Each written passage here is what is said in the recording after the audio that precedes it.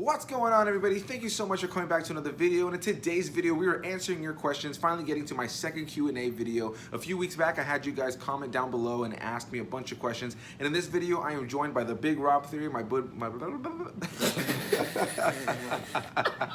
sorry. In this video, I am joined by the Big Rob Theory, my boy Robbie. Yeah, I know these questions were specifically for me. I saw through some of them, and I think there's only like one that's specific to me, but they're pretty just general questions about movies in general. And I wanted to have him join in. He's a big movie fan himself. He does this kind of stuff over on his channel, so I thought it'd be a good way for you guys to get to know Robbie, as well as just kind of have fun for myself and be able to answer this with Robbie. So let's get started with the first question.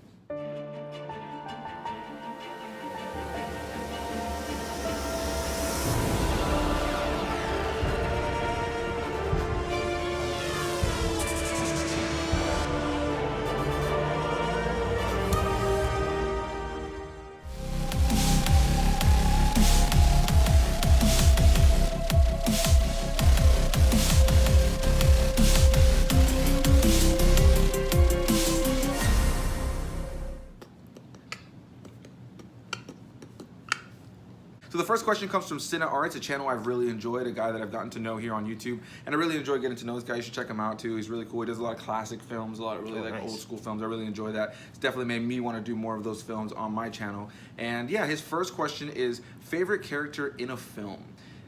That's hard, man. Like, yeah, I mean that's a good question, but that's one of those like head scratchers. Like, wow, there's so many films that you love as an individual, you know? Yeah. Especially like us with like the range of films that we like.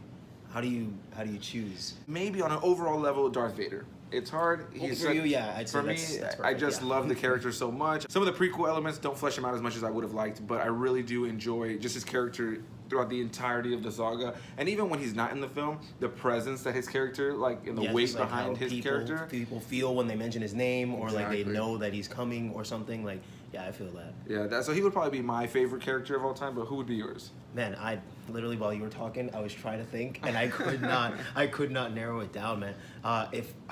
Jeez.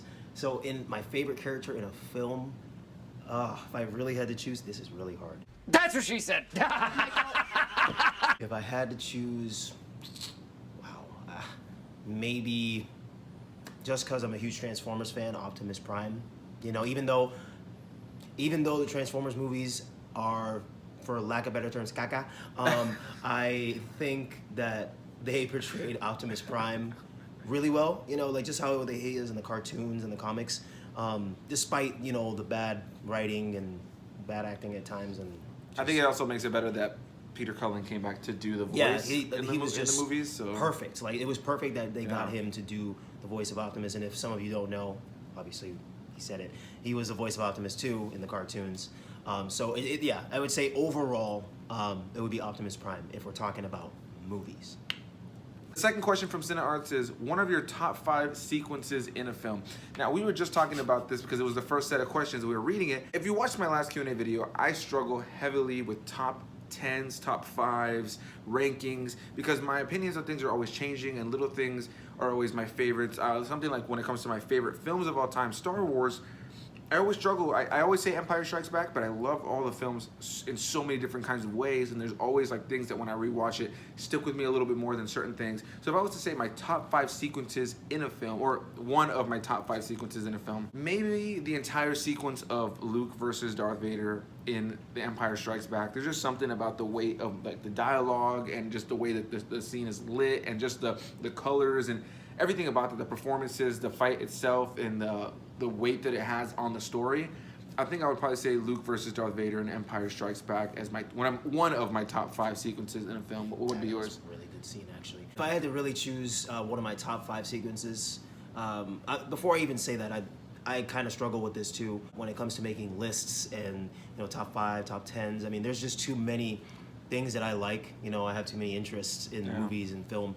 But for the sake of this question, I think one of my top 5 sequences in a film, even though this is the worst Transformers movie in my opinion, Transformers 2 Revenge of the Fallen, there's a scene where Optimus is in a forest and he's defending Sam. And he starts getting beaten, and then all of a sudden he's like, no, you know what, I'll take you all on. And then he just starts going ham when he's already battered. And it's just the music behind it, the cinematography, everything. That scene in particular is why I will watch the movie again, maybe. But yes, that would be like one of my top 5 sequences, just because overall it's beautiful. Yeah, it is a really cool scene. I really enjoy like that. Yeah, that's like the action, especially when the cameras are cutting between, like, where the kind of like some of the trees are getting away the way of the fight, and then like they'll blow the trees down, and then they transform, like, and then go back to robot fight. Oh, it's yeah. If you're a fan of sci-fi or Transformers in general, like, watch that scene. Yeah, only. that scene alone, like even if you just watch it as like a YouTube clip, is incredibly well done. Just watch that only. And then the last question from Cine Arts is one of your top 10 favorite openings to a film. This one is incredibly hard. I really don't even know how to answer this one, if I'm completely honest, man. You know what yours is? Go ahead. You can answer yours. Go ahead. I'll tell you right now, it's the opening scene of Star Wars Episode 3, Revenge of the Sith. Because the two Jedi Starfighters with Anakin and Obi-Wan flying over the larger ships, and it's just the way how the Starfighters are like intertwining with each other, and the music and the dialogue between Anakin and Obi-Wan. I'd say not even just because, you know, we're Star Wars geeks, but like that is a beautiful opening scene. Like there's not many opening scenes that get you like, yo, what? Like the first time I saw that in theaters, I was literally like, I think I watched it with my dad and my mom, and we were just like, wow, this is awesome. So yeah, that would be definitely one of mine. That's definitely a good one. I won't say this is one of my top of all time, but one that comes to mind as far as like really setting the tone for the film. And I'll piggyback on the Star Wars answer. One of the more recent Star Wars films, The Force Awakens.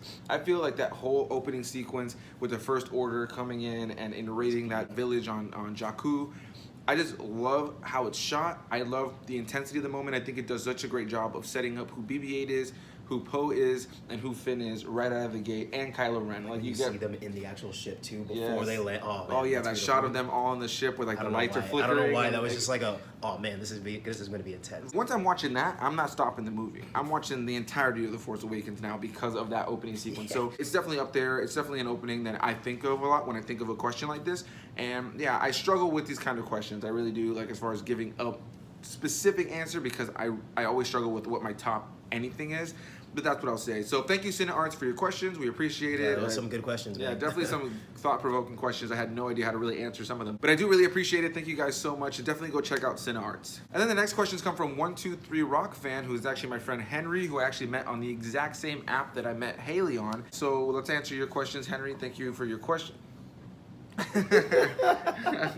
Thank you for your questions, Henry. Let's check out these questions. The first question is, are you looking forward to Space Jam 2? Personally, I wasn't when it was first announced, but when Ryan Coogler was signed on to rewrite the script, that got me really intrigued. Plus, Eric Bauza and the new voice of Bugs Bunny and Daffy Duck is incredibly talented. Your thoughts? Right out of the gate, what I'll say is I don't really know Eric Bauza as far as I don't really know what the new Bugs Bunny or Daffy Duck sounds like. In this day and age, voice actors are just so talented, and these voice actors who are taking over for original voice actors are really able to do incredible things. I mean, he's really big into voice acting, and it's one of these things where, like, if you find somebody who's just able to just emulate that same character and bring them to life in a new, fresh way, but also keep true to that original character, that's awesome. So just to hear that, I'm interested in checking out who Eric Bauza is and his take on those characters. As for Space Jam 2, the first Space Jam, were you a big fan of the first Space Jam? Oh, I know I was. I loved it. For sure. I haven't gone back and rewatched it in years. So I've heard from some people it doesn't hold up on an overall level, but I feel like it's a very 90s silly kids movie. I never really watched it and thought, wow, Michael Jordan's an incredible actor, but it was always a fun, goofy time for me. Bill Murray, all these other characters, just seeing these characters in the Looney Tunes that I loved growing up. And yeah, I thought it was always an interesting, fun concept. And so to do a new one, and number one, Ryan Coogler coming in to rewrite the script. You know who that is, right? Ryan Coogler?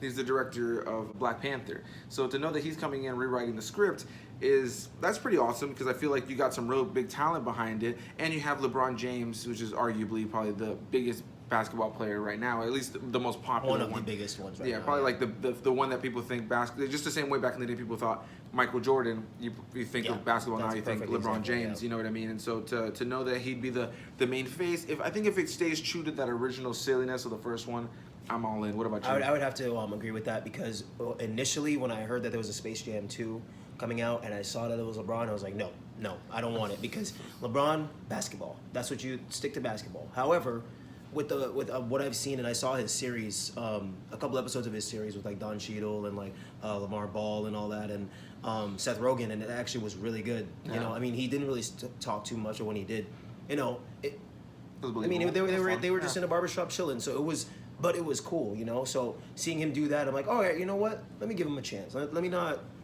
And yeah, to be honest with you, I would like to see Space Jam 2, one, because as a kid, I loved it. I loved it, you know, and to this day, I still love that movie. Yes, Yeah. it's cheese balls, McCheese balls, but guess what? It doesn't matter, man, because it is so nostalgic, you know. It, as you said it perfectly. It's got that 90s movie feel. Yeah. So you can't be like, look at it nowadays and be like, oh, well, this movie sucks. Look at Frozen. Like, no, bro. Like, you can't compare Frozen to Space Jam. You know, Space Jam was one of the iconic movies of its time. So, to answer that question, yes, I actually am looking forward to Space Jam 2 now. I wasn't originally, but yeah. Yeah, I'm on board too, for sure. And then the second question is, if you could pick one option, which would you choose? Having every streaming service for free, or seeing movies in theaters for free? Wow. For me personally, seeing movies in theaters for free, you know, I currently have AMC A-List, so that's how I'm able to see movies as often as I already am able to see them. And then the streaming service for free thing would be amazing, but the ability, if you could just walk into a movie theater and watch anything, anytime for free, you would really have no excuse for ever missing a movie that, or at least a big one that you really wanted to see in theaters ever. And you could go and rewatch movies that you want to see over and over again in theaters. Though the streaming service option would be really good, but I'm gonna go with the seeing movies in theaters. What about you? I'm gonna have to go with the streaming services, just because you know this.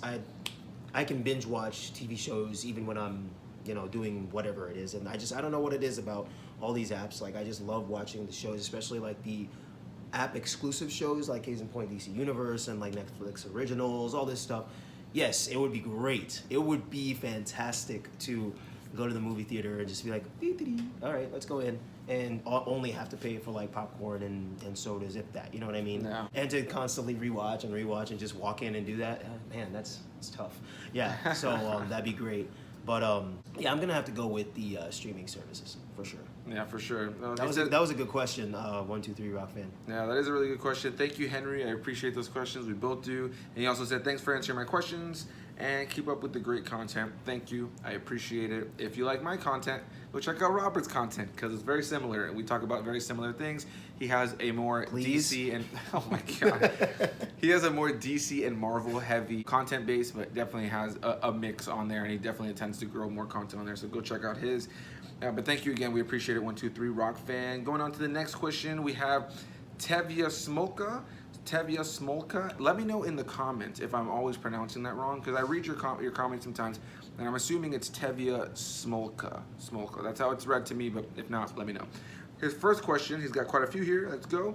First one is, I am just wondering, who's your favorite Marvel and DC characters? Mine are Jonathan Samuel Kent, Superboy, the son of Superman, and Lois Lane, Damian Wayne, Robin, Tim Drake, Robin, Superman, Batman, Wonder Woman, Cassandra Cain, Batgirl, Connor, Kent, Superboy, Starfire, Raven, Beast Boy, Cyborg, and the list goes on from there. As for Marvel, it's simple really. Nightcrawler, Wolverine, Spider-Man, Peter Parker, Mary Jane, Mayday Parker, Spider-Girl, the daughter of Peter Parker, and Mary Jane, and finally X-23, aka Laura Kenny, all new Wolverine. Wow, nice. That was a yeah, good choice. That's a good list right there. That's a really good list. As far as DC goes, I would just say we're both huge fans. Our whole life, we grew up loving this stuff. This is my favorite question so far, by the way. We grew up huge comic book fans. I mean, this is kind of what I think began our friendship, was the ability to talk about the animated shows we grew up loving, and the movies, and the comic books, and the video games. Like, I have consumed so much Marvel and DC content in my life that it's really ridiculous when I really think back on it. If I'm gonna say my favorite Marvel characters of all time, I'm gonna go Spider-Man, Nightcrawler, Ghost Rider. I'll say those are my top 3 characters that as a kid and just now I still really love. There's so many, right? There's so many characters I could say that I'm absolutely in love with. But those are the ones I think that I'm easily the most in love with as far as from the Marvel side of things. From the DC side of things, Batman, the Joker, obviously 2 Batman characters right there. And I guess for me, right, when it comes to Marvel and DC, what I love is, like, I love Spider-Man and I love Batman so much. And for both of them, they have such an amazing rogue gallery of villains. Just like, you know, like every character has their villains on all sides. But Spider-Man and Batman have the best villains. And so I just feel like the two of them alone, like if I could just I'll package them together specifically. Spider-Man, Batman, and all of their villains. I just feel like those are my favorite characters as far as comic books go. Yeah, that would be my answer. This, I'm really curious to hear your answer on this because I know you could talk about this for 10 years and a half. So let's hear it. All right. So when it comes to Marvel, I'm gonna say number one favorite character of all time from a kid and even now is Thor. I love anything when it comes to mythical lore and just gods and man, you know, just that whole push and pull between God and man. And Thor and the whole Asgardian lore is just amazing to me. X-23 is another one of my favorite characters just because it's awesome to see a female version of Wolverine, you know, and the fact that she's so badass, do you know what I mean, to say the least. Like, I love her too. And another, I'm just gonna do 3 for each, just to make this simple, because as he said, I could go on about this for hours. It's really hard to sum it up to 3. Man, it's gotta be between like Archangel and Magneto, just because Magneto, yes, he's a villain, but he is just so overall amazing as a villain, because he can also be not necessarily a good guy, but he's just, he knows he can pick and choose when to like actually fight against good people and actually fight with them, but for his own personal gain, you know? When it comes to DC, number 1, Flash, straight up. Come on guys. There ain't no secret here. There's no hidden He literally thing. has the Flash symbol tattooed on his chest. I do. And has another one on his arm Zoom. right here. Yeah. So yeah, the Flash, his villains. Hello. Batman, sorry to say the same thing as him, but Batman is just one of the most OG DC characters of all time. You know, people that I talk to about DC say they love Superman, and then yes, Superman is great, fantastic, but he's boring, man. I'm sorry, he's just boring. Like, yeah. Yes, Thor is a god too, but it's just Superman seems like he's just too overpowered, you know, like. But okay, so there's one little rock that can stop him. That doesn't exist on any planet he really goes to except his own. Like, what? You know what I mean? It's always conveniently placed somewhere or conveniently acquired by the villain. And yeah, it's just somehow. Like, dude, how much of this crap is out there? Yeah. And so if his planet's dead, like how did you get it? It's not like his planet's as close to us as like the moon is. Yeah. It's like literally light years exactly. away. It's like forever away, and maybe so in another dimension. Who knows? It's kind of ridiculous. DC is actually what I like more than Marvel. Not saying that I don't like Marvel, obviously, but if I had to choose another one, man, this is really hard, bro. Jeez. I'd have to say it's between Nightwing or I'm gonna go Darkseid. Just because Darkseid is one of the most iconic DC villains, and DC's Darkseid is like Marvel's Thanos. So that's kind of like why, I don't know, I really think that Darkseid is one of the best villains because he's just so gruesomely evil and he just has 0 F's given, you know what I mean? Like he really doesn't care. I think DC has way too much arsenal at their disposal that they're really not using. They're underdogs, like, to be real. Like, in the cinematic world, Marvel is the GOAT, you know? And DC is kind of like wimpy, to say the least. But they can get to where Marvel is. It's just going to take some time. They're catching up now, man. Wonder Woman, Aquaman, Joker, Shazam. Really I think that they're heading in the right direction. Birds of Prey looks really good. You know, they're obviously, I think we're going to be releasing the trailer for Wonder Woman soon. Yeah, I'm all about it. Look at that big ass iguana sitting out there. Oh, bro, that's nothing. There's 2 of them. That's nothing. There's 3 of them. No, there was one that was like frogs? No, iguanas. Iguana, yeah, they're huge. There was one that like fell out of a tree like 2 days ago, bro. And I promise you, I said to my dad, I'm like, that's a mutated iguana because that thing was like that big, long, and like this big. I'm like, yo, you need to back up, buddy. Like, there's 3 of them by the tree. Yeah, that one is huge. Like, you see the grill? Yeah. Like, look on the grass. Like, they're not really moving. Oh. And then there's one like by the front of the tree. He's kind I of. see them.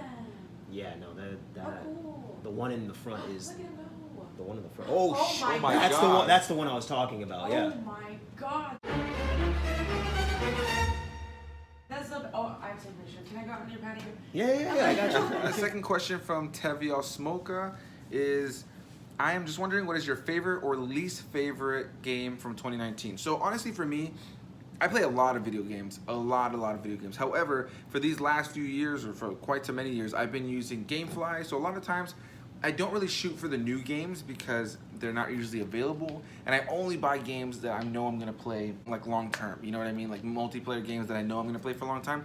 So I can honestly, with all the games I played this year, which I've probably at this point played dozens and dozens, at least over 100 games this year, I have not played anything from 2019. I don't think I played a brand new game from 2019. Like, I played games from the end of 2018, but I don't think I played a brand new game from 2019. I will tell you this to answer your question though. Jedi Fallen Order I think is gonna be my favorite game from 2019.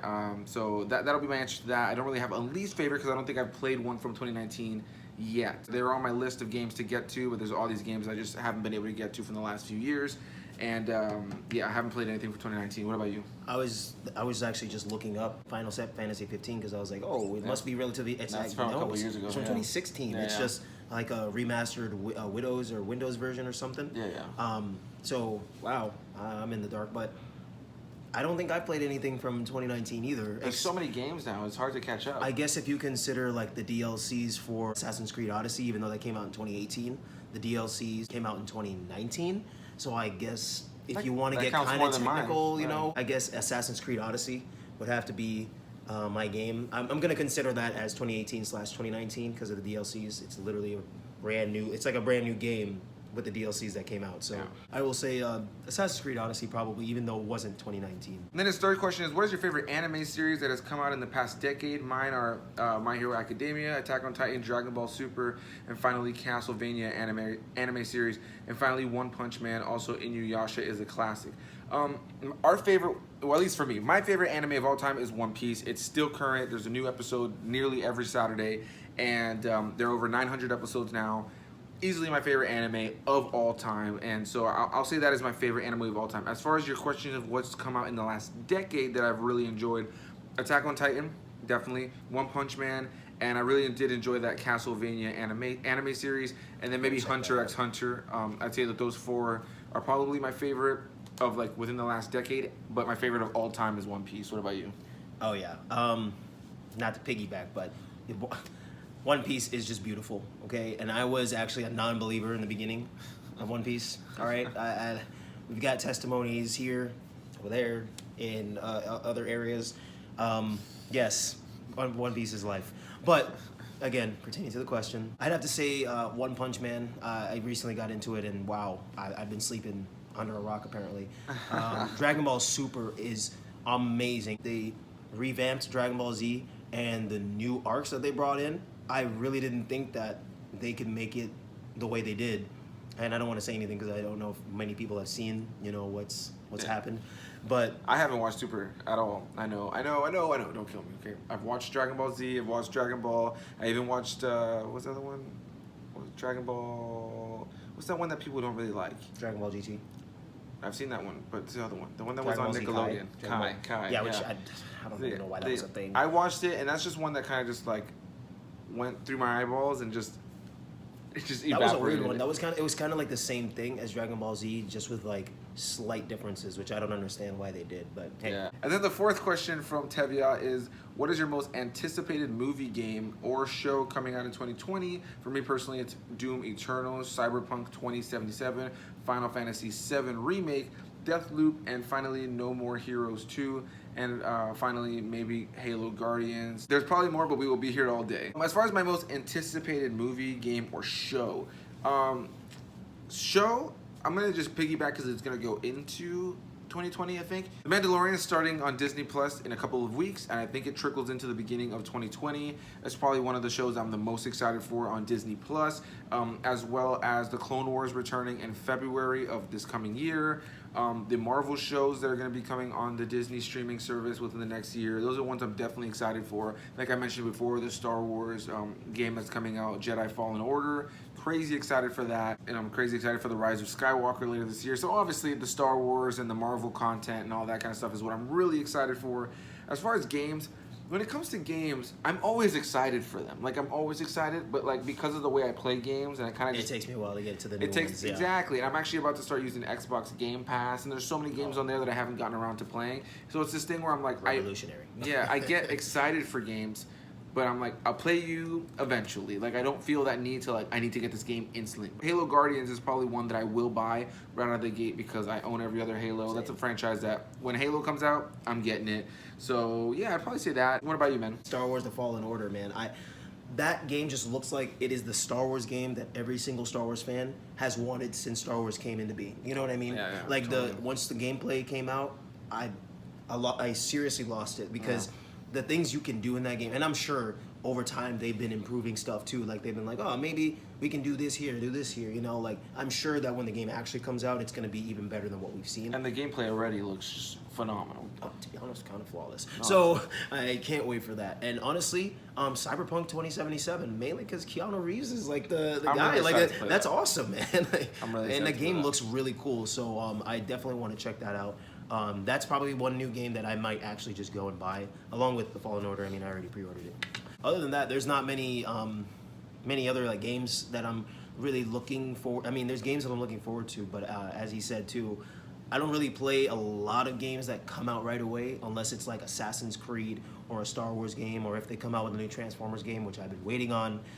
We need one. I cannot believe I forgot about this. The Dragon Ball Z game, Kakarot. Oh my gosh. That is gonna be beautiful. You've always been crazy about the Dragon. He was always a friend that new Dragon Ball Z came out. I'd play it whenever, again, with GameFly or whatever. I get it, and the He'd get DLCs and all the packs and everything. I don't instantly, care if day people one. talk smack. It's I love Dragon Ball Z, okay? And then the final question with the comic book genre being popular right now, I'm just wondering what other characters do you want to see get an animated series? Because for me personally, in my opinion, I would really like to see some animated series that star Jonathan Samuel Kent, Superboy, the son of Superman and Lois Lane, and Damian Wayne, Robin, the son of Batman, and Talia, because that would be really cute and adorable, but that's just my opinion. For me, I would love to see anything, honestly, done in animation, because we're in an age right now where you can do comic books in such an incredible animation. And then when it comes to movies, I'm just going to kind of switch it a little bit to not just series, but movies. Look at what they did with Into the Spider-Verse. That's one of the best comic book movies of all time, in my opinion. Like, and I think that goes to show that it's not just a cartoon. You know, I always hate that. You can do so much more with the animated, you know, just medium as a whole. So there's so many characters. I would love to see a really well done animated Batman movie. We've gotten so many animated Batman things, but that would be so cool. Like, not necessarily in the style of Into the Spider-Verse, but if they were able to do their own spin and do a theatrical like Batman film, like a full-blown feature film. Would you be open to like a Batman film that incorporates some members of the Justice League, but not the Justice League? Absolutely, you know what I mean? Yeah. That's one of my favorite things about the animated DC stuff that we already get, because DC rules over the comic book like animated movies stuff. And TV shows, to be honest with you. They kill it, and I think that when it comes to like their animated movies, what I love about them is that they are in a world where they kind of expect, hey, we're expecting you as the viewer to have understanding of these characters in this world. There's no like, oh, let's sit here for the first 30 minutes and explain to you, casual viewer, who these characters are. It's like, no, you know who Batman is. You may not know who Shazam is. You may not know the details behind Wonder Woman and all these other characters, but they're gonna show up, and you better kind of know who they are already, because we're gonna kind of expect that you do. We're gonna tell the story as if you do. You know what I mean? And that's kind of something I really enjoy. So they can do a Batman like feature film animated thing where then he has these other characters incorporated where the world exists. You know what I mean? And if you already at least have the basic knowledge of who Superman is, Wonder Woman, Aquaman, all these other characters, Green Lantern, then it can be a lot of fun. You know what I mean? Like have it sprinkled in there. But there's so many characters. It's so hard to say who I would really specifically want. Those ones you gave though are really good options. What about you, man? I would actually love to see maybe an animated series with like Nightwing, Kid Flash, maybe a young Green Lantern, not Hal Jordan, not Jon Stewart, but like a new young Green Lantern, like one of the two new ones, Simon Baz and Jessica Cruz. One of those two maybe. You know, maybe they're leading the charge. And maybe have like an OG Justice League member there too, like Barry Allen. Or Martian Manhunter series, you know what I mean? Like Martian Manhunter is one of the greatest Justice League members, and he slept on. You know, I haven't seen really any movies, TV shows. I mean, he's in Supergirl to a big extent. Well, yeah, I've seen like a little, snippets of when he, especially in the crossovers, like when he comes in. But you don't watch Supergirl, do you? I have actually. I have been you're watching. catching up? Yeah, Okay, I'm trying to cool. because I realized I'm up to date Supergirl on is Supergirl. pretty good, and I slept on it, and I'm sorry. Sorry, it's Melissa Benoit. Sorry. It's definitely my least favorite of the CW DC shows. Yeah. But I enjoy it. I keep up with it. The same way I keep up with the other ones, I watch it in order so that I can keep up with everything that's happening. The last thing he says, these are my questions for your upcoming Q&A. I hope you enjoy them, and I hope you have a great day. Take care, man. Appreciate it. Thank you so much. We really appreciate the kind words For sure, man. and the questions. It was a lot of fun to answer those. The next question comes from a friend of both Robert and I that we have here on YouTube. Benny Juan Kenobi. Thank you so much for your questions and your consistent support for both of us, dude. We have appreciated getting to know you and just watching your channel and seeing you flourish as well. So definitely go check out Benny Juan Kenobi. And his question is, who is your favorite superhero from both Marvel and DC? Thank you for doing another Q&A video, bro. You are very welcome. I think we already answered this. That's kind of the rough part about some of these Q&As. Sometimes we already answered it, but I'll go ahead and say it again. Marvel, Spider-Man, Nightcrawler, Ghost Rider, DC, Batman, as far as you said superhero specifically. So I'll say Batman and Tim Drake's Robin.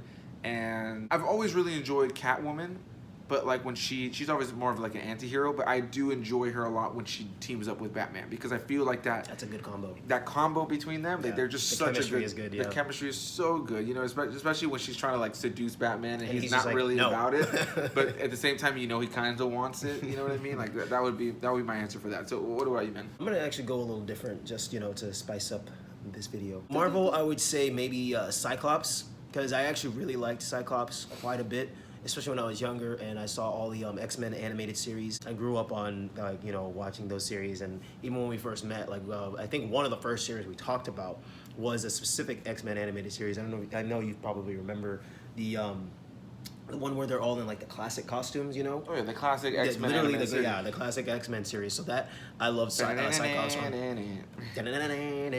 Yeah. Sorry guys. And then from DC, you know what? I'll go a little sideways here, and I'll say maybe Captain Atom. Why not? Sure. He in Justice League Unlimited, he's pretty cool, especially when I'm not gonna spoil anything here. It's gonna be thanks for that question, man. Yeah, thank you so much, Benny Juan. We definitely appreciate your support. Like I said, definitely go check out Benny's channel. Check out all these channels, guys. It's gonna be up on the screen. Their questions. You can find their channels. Look at their thumbnails. Go check them out. I'm sure they will comment on these videos. Start a discussion down below. Answer their questions too. That could be fun. The next question comes from a friend that we actually went to school with, named Shy Paul Machu. Yeah, Shy. Oh, what's up? Yeah, for sure. So Shy has two questions in here. And the first one is, what is your favorite movie that a lot of people hate? I'm gonna go ahead and say something I said in the last video, the last Q&A video. Good question. In the last Q&A video, I was asked, what do I think is the most underrated film? And I said, obviously, this film has tons of fans, and there is a plethora of people who love this film. But I said my answer was The Phantom Menace, as far as my most underrated film. I'm gonna go ahead and piggyback off of that answer and say The Phantom Menace. I think it's a film that gets way too much hate. There's definitely issues with it as far as from an objective standpoint, as far as storytelling. However, I think that there's so much about the lore and the world building that is just done so right. George Lucas put so much in there, and I would never remove that piece of the story ever. It's a great movie. It really is. There's so much about it that is so well done. There's so much about the world itself that is fleshed out so well. And so there's some silly elements. Maybe Jar Jar should not have been a main character, but I enjoy him for what he is. I always think about it this way. People are like, oh, Jar Jar is the worst character of all time. But no, he's not. Are we not? Yeah, he's not the worst character of all time. There's far worse, more boring and not interesting characters. And you know what? Jar Jar at least started discussion. So can you say he's the worst character of all time? The answer is no. The most iconic character of all time, in my opinion. We live in a world that is serious, that is goofy, that is fun, that is silly, that is dark, that is tragic, and I think that Star Wars should be the same way. And just in the same way as you have those people in your life that are very serious, maybe a little very broken, very silly, very fun, you're gonna have those goofballs and those clumsy characters and those clumsy people in your life and in the world too. And Jar Jar is just that clumsy goofball. And honestly, between this film, his short appearance in Attack of the Clones, and then his appearances throughout the Clone Wars, I enjoy the character, man. Like, he is just a fun goofball. He's like the Goofy of Star Wars for me, and I can't. He doesn't do anything in the film for me to be like, I hate that character. You know what I mean? And over the years, I've really contemplated, why is it that people hate Jar Jar Binks so much? Like, why? Is it because he's so silly? Because if that's the case, then with all due respect, these people can just go somewhere. They can go somewhere. Because you gotta have some comedic relief, and I think they even said it. Jar Jar was actually made for kids to love. And if I'm not mistaken, do kids love Jar Jar? Yes, they do. So I don't know why people love to hate things so much, especially nowadays. I think it's somebody in Fort Myers and I, we were talking about it. It's popular now to hate things, and that's sad. It's sad. Like, some people have hated on the new Star Wars movies for what reason? Because there's different races in it. Hello, there's green people, there's purple people, there's pink people. There's a mix of reasons, right? Yeah, And like, you can have your dislikes, which is of fine. course, yeah. But it's the utter just disdain, or like, I'm gonna boycott this, or I'm gonna. It's just like, relax. That's when it gets relax, like really dude. bad. Like, we're talking about space wizards in robes with laser swords and tights. Yeah, like, come on. Like, let's be real here, dude. Like, do act like the original trilogy, though. And I love them. Like, the original trilogy is like. They're not perfect. They're not perfect films. Does anybody go back and watch that fight scene between Obi-Wan and Vader, where Obi-Wan's just like, let's be real, guys. We all rewatch that scene. We all love that film, but we go back and you watch it and go, that does not hold up.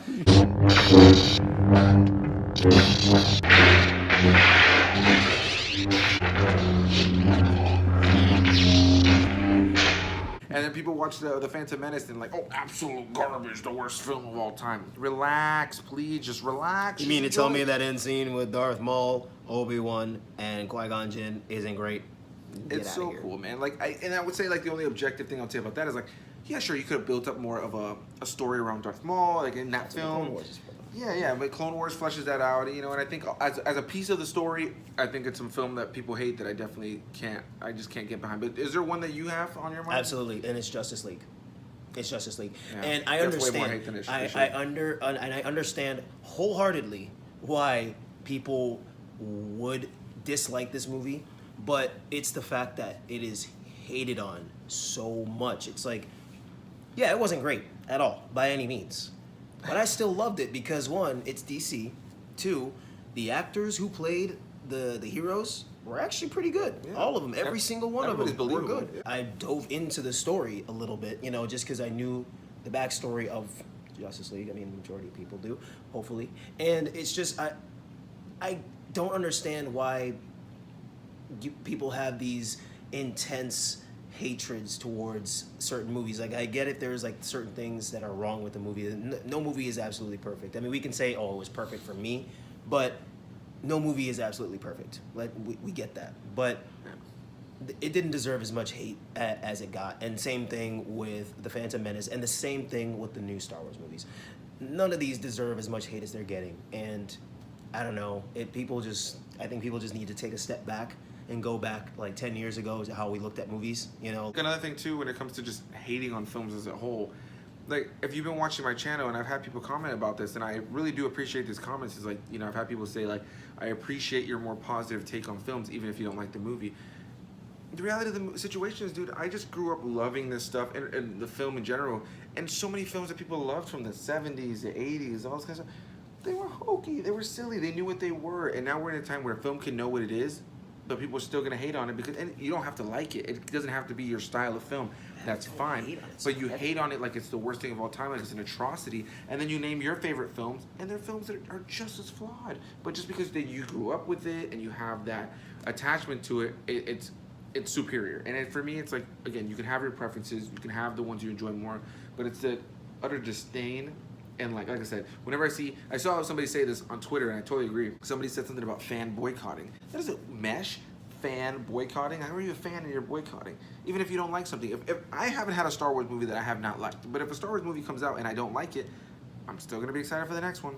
Like, these people want attention, is what it is. Like, what do you mean fan boycotting? Like, did you see my face when he said that? Like, what does that even mean? That's an oxymoron. That makes no sense. Exactly. Like, it really doesn't. Moving on to the next question. Shai also asked, what is something that you used to love but don't find yourself doing or experiencing anymore? Ooh, wow. That's an intense question. That is a hard question. I would say music. Anybody who knows me knows that I used to be in a band with Robert. Robert, you've been watching my channel. Robert and I did videos about our band here on this channel. Yeah, you know, I used to sing for the band, Scream. We were like a metal, punk rock, hard rock band. And ever since the band went down, it was like my dream to make that happen. It was our dream to make that happen as like a thing. And I would still love to get back into that creative side of singing and performing again, but I haven't done it in years. So I would definitely say for me, that's the answer, that I still love it, but I used to love it definitely a lot more. And I used to be really adamant about it, and I'm definitely not as much as I was. What I used to do, and not many people know this, is I used to draw. a lot, like actually really good. I still have some of my own sketches and stuff. Like I used to draw almost every single day to the point where I really wanted to be a legitimate artist. But then I found music, and that's also another form of art. And I don't know, I just kind of dove into music more, and then exercising and other things. So I'd say if there's anything that I loved that I don't do anymore is definitely drawing. Well, thank you so much, Shai, for those questions. We really appreciate it. It was nice to get your questions. Obviously, like I said, we went to school with Shai, so we appreciate you being a part of this and asking these questions. The Horror Boy is the next one with questions. He has a couple of questions here. And the first question is, what is your favorite subgenre of horror? So I don't know what subgenre I would put it in specifically, but my favorite horror genre, you have like the home intrusion genre, which I've spoken about before in my review for The Strangers. I think that's the creepiest genre for me because it can really happen. You know what I mean? Like the idea of somebody just busting into your home, whether you're there or not, and trying to, invade your life, invade your privacy, terrify you, steal from you, harm you. That's the scariest genre for me of all time. But I don't know really what subgenre I'd put this in. My favorite genre of horror is the one that will include some sort of iconic horror character that could never really exist. And what I mean by that is something like a Freddy Krueger, Chucky, Jason, Michael Myers. Michael Myers, I guess, could exist, but even when he was a little more on the supernatural side, or Pennywise from It, like something where you have this very just iconic looking villain character that is like the standout. Of course, you have that in every film. You have like the demon creature or the monster, but a lot of them kind of blur together. And for me, I would just say any like horror film that can have like that big face that kind of is like a very unique character that drives a story and scares the main cast of characters. I would say those are my favorite kinds of horror movies. What about you? Well, Anthony knows this. I am actually not the biggest fan of horror movies, but I do have my select horror movies that I've seen and that I actually do like, even though they scare the bejesus out of me. If I had to choose a subcategory, I don't know, man. Even though they creep me out, I'd say like the supernatural horror movies, just because like, yes, it's extremely creepy, but for some reason I can't get away from them. Like it draws me in. Like it draws me in when I watch them, and I'm just like, like I can't help it. So yeah, I'd have to say like the paranormal. Then the next question from the Horror Boy is, what is the most influential horror movie of all time? I'm assuming you mean, in our opinion.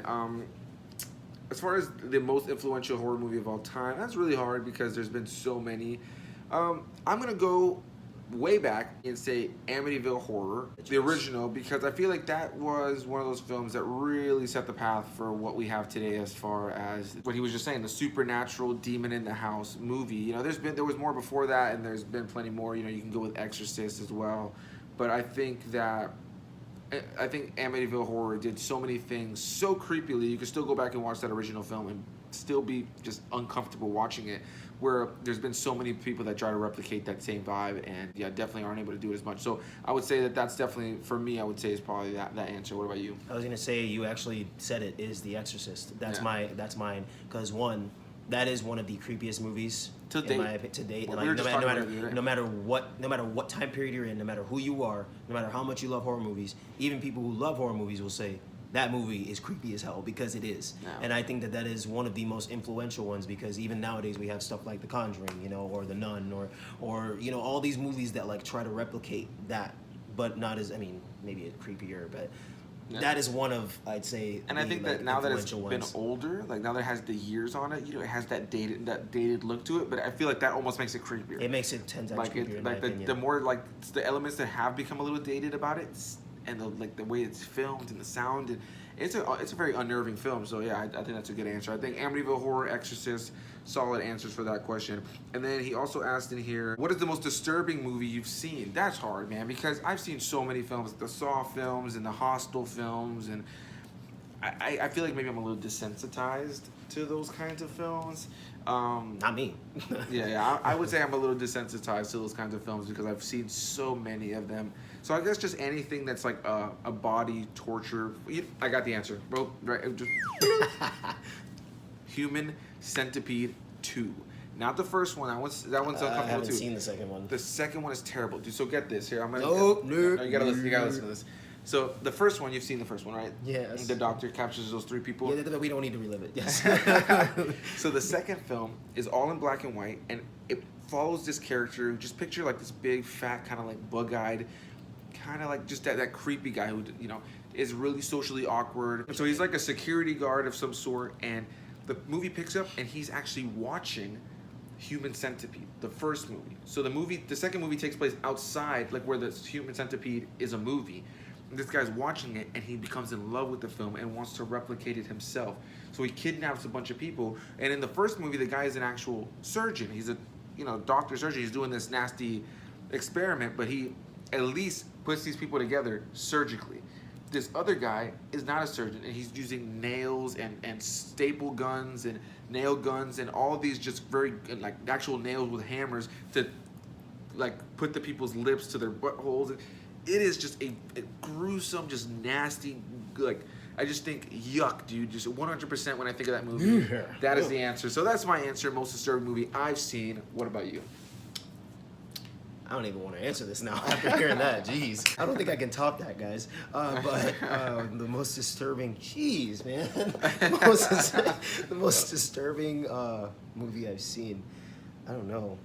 Maybe, I can't get that out of my mind now. Probably just,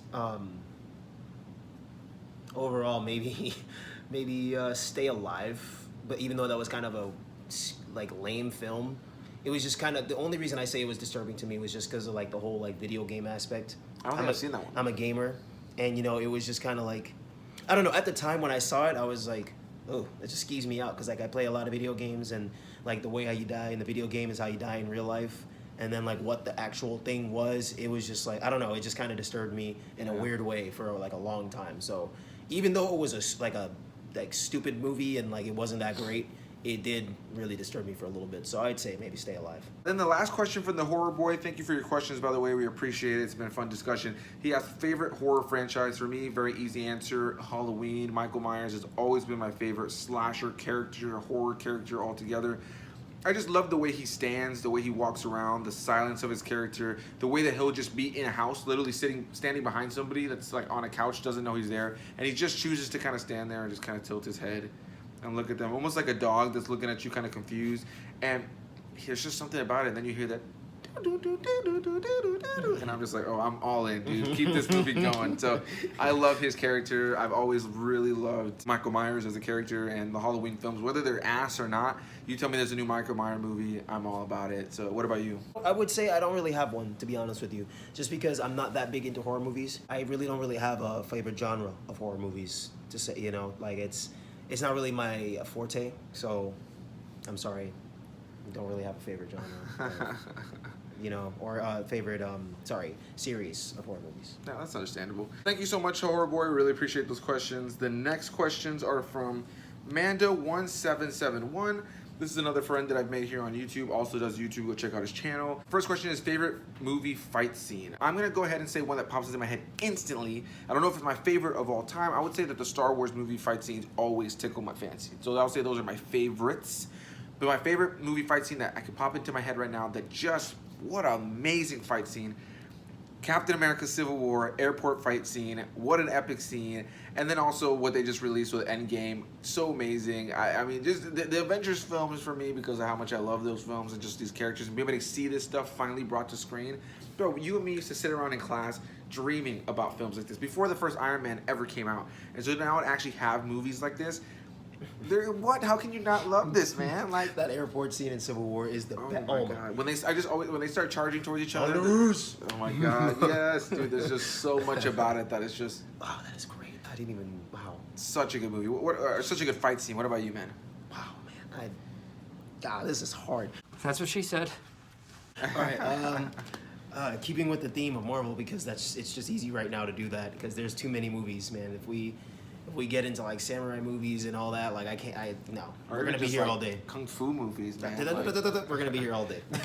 But to be honest with you, I'd say in the newer Spider-Man movie, Far From Home, him and Mysterio, wow, dude, wow. Yeah. I'm not gonna, that's not a spoiler or anything. Obviously, he has to, fight him. So the way how they did it you know how Visually, Mysterio, it was just so good. phenomenal. So I think that Spider-Man Far From Home, Mysterio and Spider-Man, that is my favorite right now. That's a great sequence right there. And then the second question is, what is the movie that you didn't think was going to be good but was pleasantly surprised when you watched it? It's hard for me because I always go into movies with a positive mindset. I always go into movies very open, and even if I'm a little like thinking it's not going to be the greatest thing, I'm open to it 100%. So I don't think there's one that I was ever like, oh, I think this movie's gonna suck, and I'm pleasantly surprised. You know what I mean? Like, I think for the most part, I know this is probably a lame answer, but my answer is probably just that I always go in hoping it's good, and when it's good, I'm like, that was good. You know what I mean? Like, there was nothing. I can't think of one that I thought was going to be bad, and then I'd have to agree with that. I don't go into movies like, oh, it's gonna be caca. Yeah. No, I always look at like, okay, well, I'm hoping that this is going to be great. I mean, I try not to have really big expectations with a lot of movies and TVs, premieres and stuff, because you don't want to be too disappointed. I don't think that there's any movie really that I've ever personally gone to pay for to see, and thought that it was going to be bad and was pleasantly surprised. I will say on the opposite end of the spectrum, The Last Airbender, with M. Night Shyamalan, I thought was going to be great. Oh my god! And that was worse than bad. Like, that was just. So bad. I have my review for it. Yeah, please go check out his review for. I think it's still the most popular video on his channel because of how bad the movie is. I mean, he killed me, bro. That video. He made a video about The Last Airbender. I want to do one for my channel at some point. That video is hilarious. Because mind you, listen, I like The Last Airbender. I grew up watching it. I would say majority.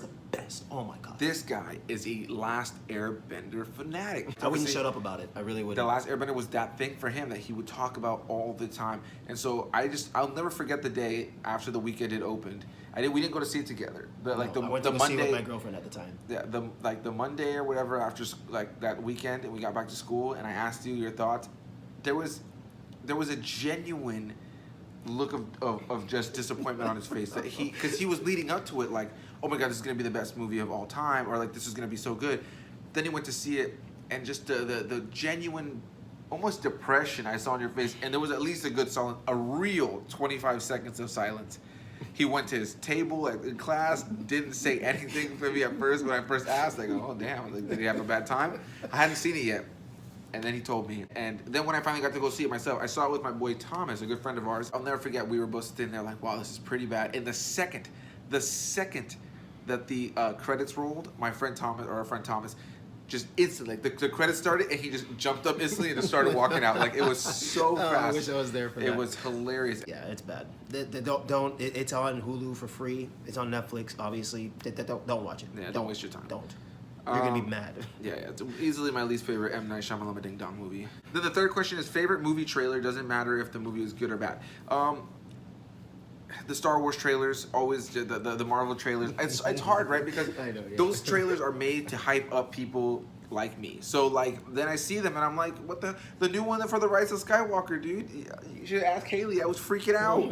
I was sitting there smiling, cheesing. Then it ended and we played it again, and the whole time I was sitting there like, oh my god! Like, and I remember the first time I saw the Force Awakens trailer, the first trailer that they released for the Force Awakens when it was first coming out, the one that at the very end had Chewie, we're home, bro. I had tingles across my body. Yeah, the goosebumps were real. I was jumping around. I remember I was sitting in my room just freaking out. So that would be my answer for that. What about you, man? Okay, guys, I'm gonna throw you for a loop here. Okay, just hear me out. The movie was trash. This movie was trash. Okay, but the trailer fooled me. That's why I went to go see it opening day. Green Lantern with Ryan Reynolds. The trailer actually looked pretty darn good, I'm not gonna lie. No, it was bad. But again, I got excited because Green Lantern is one of my favorite DC heroes. But they did that movie dirty. So, yeah. It's pretty bad, man. To answer your question, Green Lantern trailer. But don't go see the movie. And then the number 4, the last question from Amanda before I continue. Thank you, Amanda. Appreciate the questions. We've had a lot of fun answering these. What is a popular TV show that you just can't get into? Ooh, I'm sorry, dude. Big Bang Theory and How I Met Your Mother. This is two of his favorite shows of all time. I've tried, and you would think Big Bang Theory would be right up my alley. I've watched more than a season of How I Met I watched more than a season of How I Met Your Mother, and I just could not get into it. I don't hate it, don't get me wrong, but two that come into mind that I tried to watch, because usually if I'm gonna commit to a show, and it's a popular show, for the most part, I'm like, all right, this is pretty good. I'll watch along. Those two, I just have no interest, man. I feel you. It's not for everybody. You don't feel me, but it's okay. No, I really don't. I'm trying to be nice right now. I don't feel him even 5%. But I think were you watching How I Met Your Mother when I came in here? Yeah, I was watching How I Met Your Mother when he walked in, and he's like, "Oh, look at you multitasking." But that's okay, because I'm gonna say a show right now that I've already said this to, and they're like, "What's wrong with you?" And it's American Horror Story. Like I can't. That one's definitely not for everybody. I can't get into it. Like I actually saw season 2, and to be honest with you, I liked season 2, but I couldn't get into the whole series as a whole. It wasn't my thing. So, however. I like American Horror Story. Yeah, he likes it, but But it's not like fantastic, and it's definitely not for everybody. Sorry to shit all over your favorite shows. Yeah. Dude, this video is gonna take 40 years to edit. We're at 42 minutes right now. Are you serious? On this one, the last one we ended at like 20 something minutes. Bro, I'm gonna be editing for 7 years. And the next question is from WMPYR. If there's a way to pronounce that, let me know down in the comments. And the question is, what are your top 10 favorite sci-fi films of all time? And what are your top 10 favorite horror films of all time? If you've been watching this video so far, man, I struggle with top 10s and rankings. I really do. If I'm gonna say my top 10 favorite Star Wars films of all time, all the Star Wars movies. Sorry to throw it that generic, but those movies are always gonna be my favorite Star Wars. Like even the new ones just because they're in that universe and they're building on the story that I love so much, I would probably say those are still my favorite sci-fi films of all time, because you can put them on and I'm never gonna have a bad time. Those are ones that I never have to be in the mood to watch. I will watch them. For him, that makes sense. Top 10 favorite horror films of all time. I can't think of a list off the top of my head right now. I'm telling you right now, buddy. I'm sorry. I love you, but the top 10 horror films. I'm probably not. I can probably name one for you, maybe 2, but not 10. Yeah, as far as my top 10 favorites, I just love like the classic, like the Chucky films and the Halloween films and the Friday the 13th and even for the bad ones, the good ones. As far as my top 10 of anything, I'm always gonna have that answer. I'm sorry, I just don't really know how to rank things because I always am changing with that kind of thing. So, do you have at least a top 10 favorite sci-fi films? Just off the top of my head, I can think of a few. I'm gonna try to get to 10, but I definitely can think of a few. Transformers, the first one.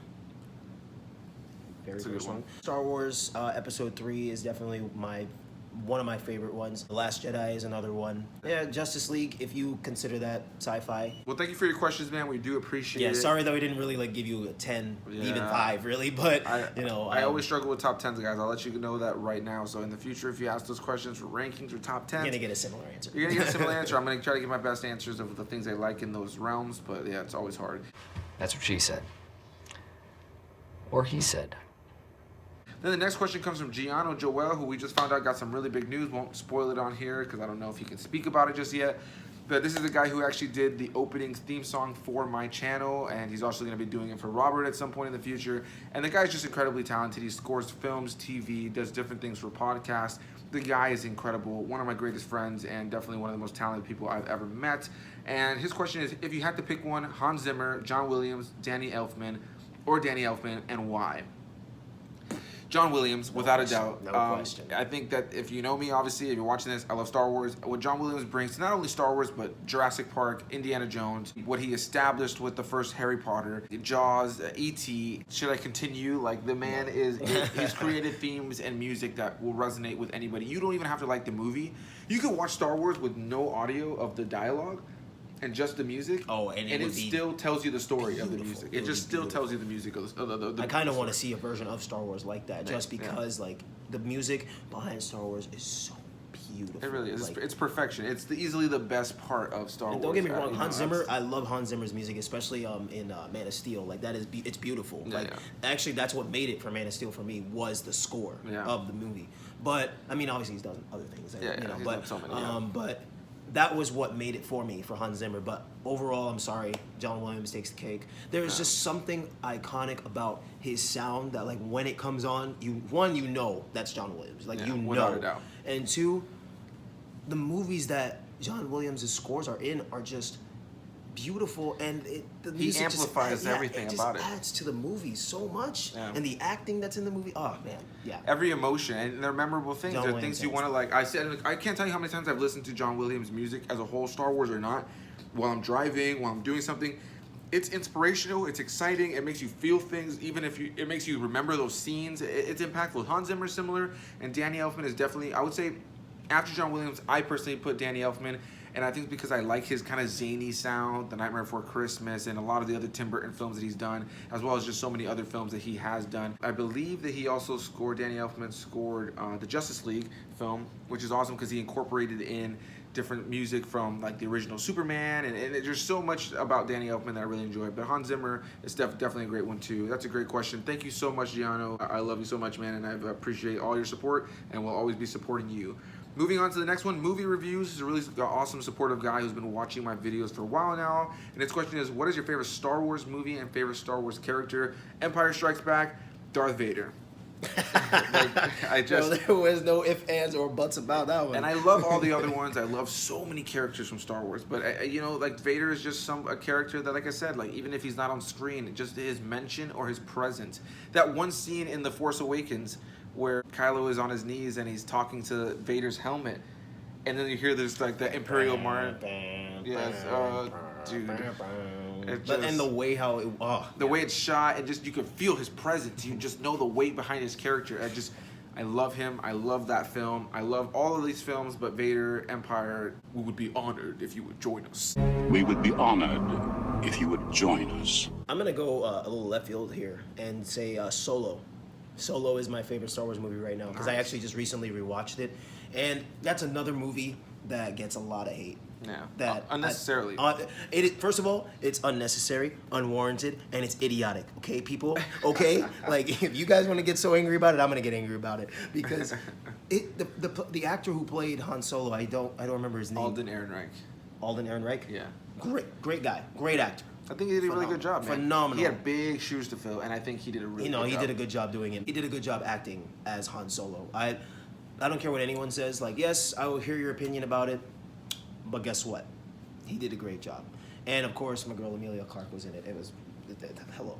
But no, honestly, to be serious, like that movie for me was especially iconic because I love Han Solo. You know, he is such an iconic Star Wars character, and he's not even a Force user. You know what I mean? Like.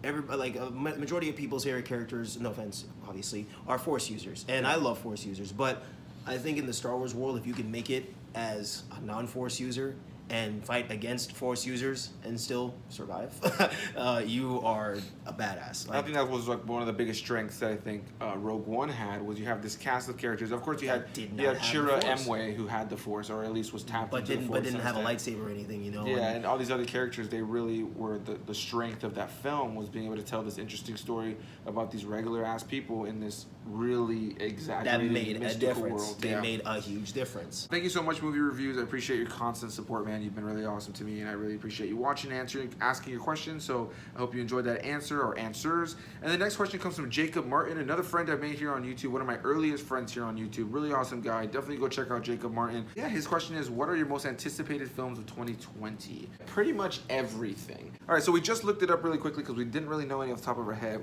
Both, I think, some that we can equally agree on.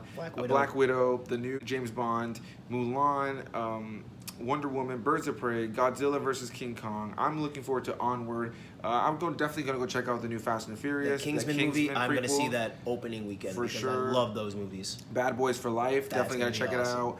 Top Gun, really excited about that. New Mutants has been pushed back like 7 times. I don't think it's ever going to come out, to be honest. I genuinely don't think that they're ever going to release it. Jungle Cruise with The Rock, I'm definitely interested in that. That Dr. Dolittle film with Robert Downey Jr. looks really good.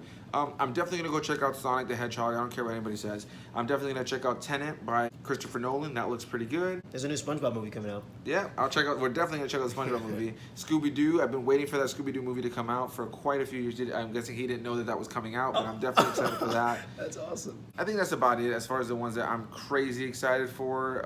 You know, and I just try to go and watch whatever else I can once trailers come out a little bit more and things are more interesting. I think personally, Kingsman and Wonder Woman and Birds of Prey are probably my and Black Widow. and the new James Bond are probably my top 5. Yeah, as far as guilty pleasure, I agree with those. And then my guilty pleasure must see, just because, come on, in today's society, the latest films haven't always been the best. But Godzilla versus King Kong. Oh yeah, how can I forget about that? Dude, that's gonna be a spectacle. That's gonna be a spectacle. I can't wait to see what that's like. So those are my answers. Thank you, Jacob Martin. I really appreciate you asking us those questions. It was a lot of fun to answer. This next question is just for me, and it's from my boy Trav Tries. I actually recently did a podcast with him. Really awesome guy. Travis, if you're watching, thank you so much for being a friend and being really awesome. Thank you for watching that podcast.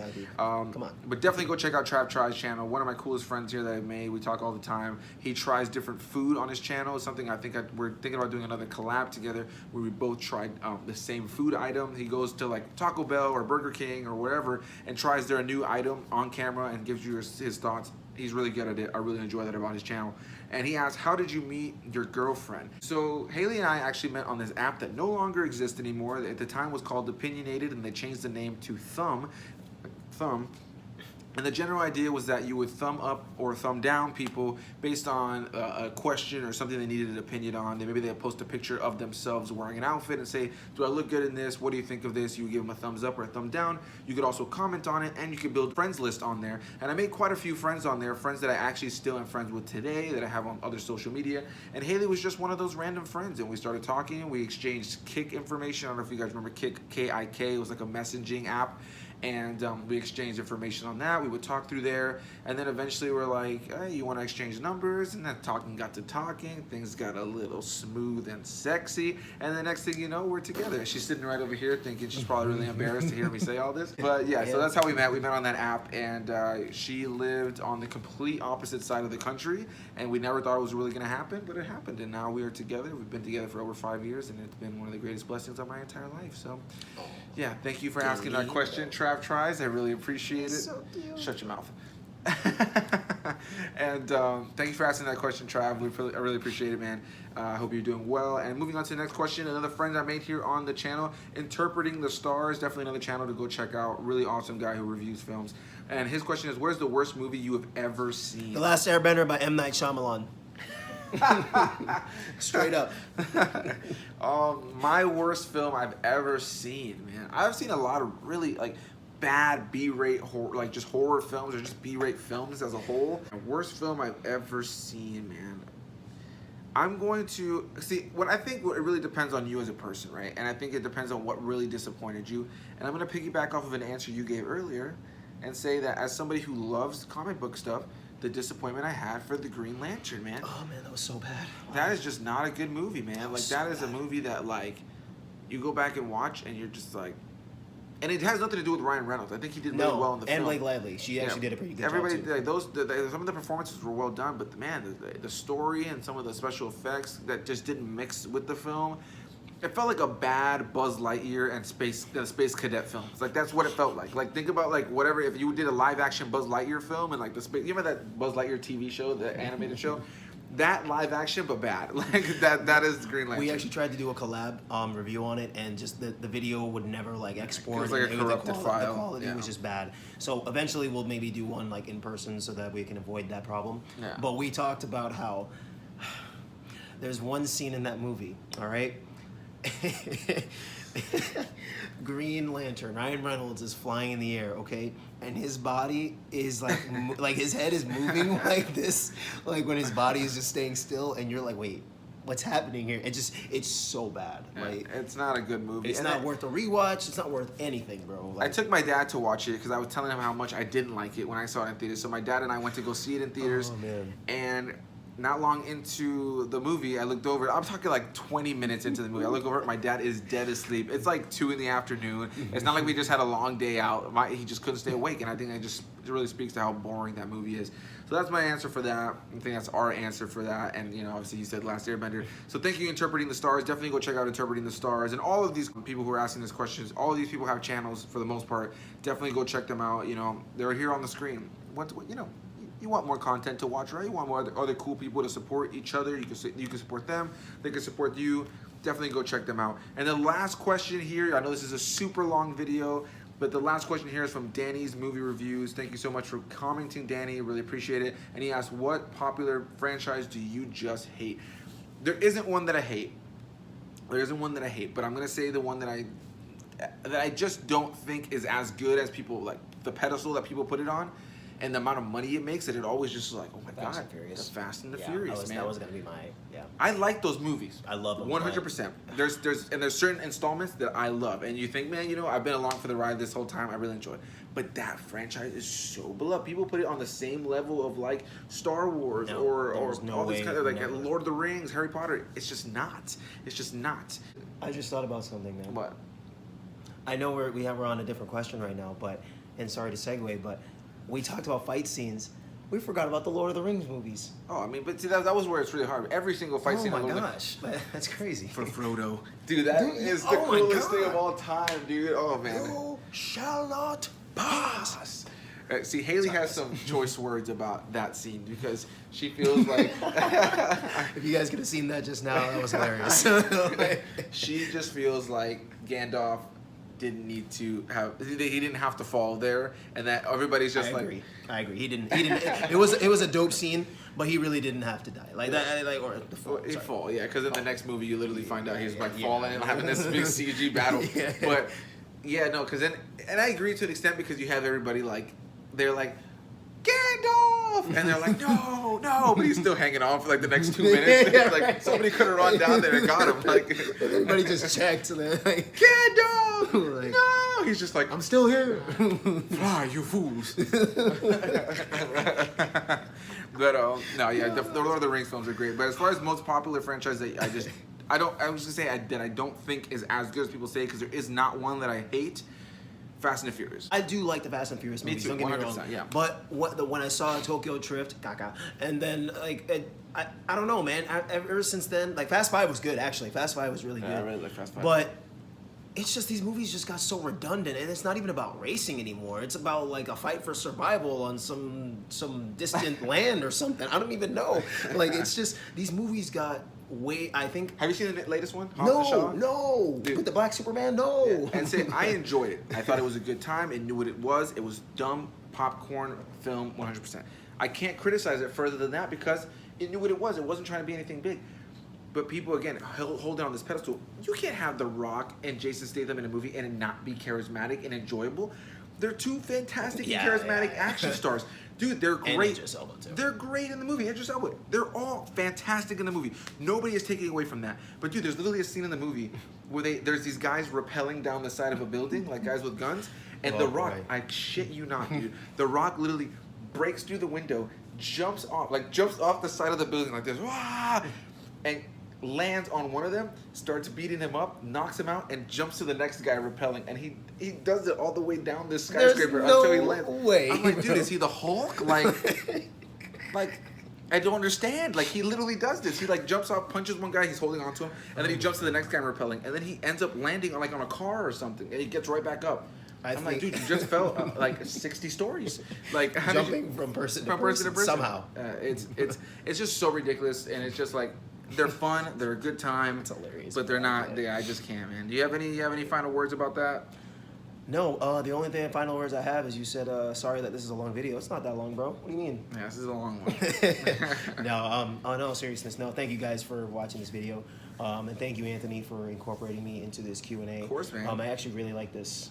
This is pretty cool. I might have to actually do this on my channel because I like the fact that people actually just posted a ton of questions, and it's a way to interact with people. So yeah, it's a nice way to just kind of like cool. Get to know each other a little bit more and kind of answer questions and be a little bit more laid back and not have to like be specific about, let me talk about this point of this film and that. But real quick, guys, as this video is wrapping up, thank you so much again. We really appreciate the questions. It was a lot of fun to do, and I'm definitely going to be trying to make this, if not a monthly thing, a bi-monthly thing, or just whatever the hell I want, really. But I have a lot of fun doing these. I really enjoyed it. I hope you guys enjoyed. Sorry for how long it is, but it's a lot of fun. I'm super happy to have had Robert do this with me. I think I made it 10 times more fun. Robert, one of my best friends of all time, The Big Rob Theory. His link will be down below in the description box. Definitely go check him out. Definitely go give him some love. Definitely go support his channel. I couldn't ask for more from you guys. Honestly, this is, if you like my content, you're gonna like his content, and we're gonna be on each other's channels so often. So I don't know what else to say with that when it comes to that, but yeah, definitely go check them out. And real quick, man, just shameless plug. Go ahead, tell them all, you know, what about your channel, what you're looking to do. Appreciate that, my brother. So basically, on my channel, what I'm brother. I was hoping you didn't catch that. They would catch it. Yeah. Mainly on my channel, what I'm doing, especially now, what I'm doing is what I started the channel for, which is the Arrowverse, and that's the bulk of like what I really enjoy is comic book lore. Sci-fi, mythological stuff, you know, I have a bunch of stuff on my channel, and I'm gonna be posting new stuff, but right now what I'm focusing on is the Arrowverse. So if you guys like the CW shows and the comic, like DC Comics, definitely tune in. I'm sure you'll love what I have to say, and I love if you have a different opinion, post about it, you know. That's the beauty of this. It's like, it's open-ended. Like, mine is just one point of view. There are many point of views that can also be right and that can also be valid, you know. So definitely, if you enjoy that, if you like DC, Marvel, Star Wars, Transformers, music, whatever it is, definitely hop over to the channel, The Big Rob Theory, Instagram, Snapchat, Twitter, The Big Rob Theory. Like he said, if you like his content, you like mine too. Yeah, you know, for sure. We're pretty similar if you can't tell. So thank you guys for, you know, taking the time out, listening to this, watching this video, as short as it was. Yep, thank you guys so much. We really appreciate it. Hit that like button down below if you enjoyed this video. Comment your answers and your all that jazz down below. If you want to answer some of the questions, do that. Join each other's conversations. If you see somebody who you like their question down below and their take on it or whatever, join the conversation. Make friends down there, guys. That's what YouTube is all about. I've really had a lot of fun with that element of YouTube. This video is really long. Sorry about that. Thank you guys again. Go check out The Big Rob Theory, and we will see you guys in the next video.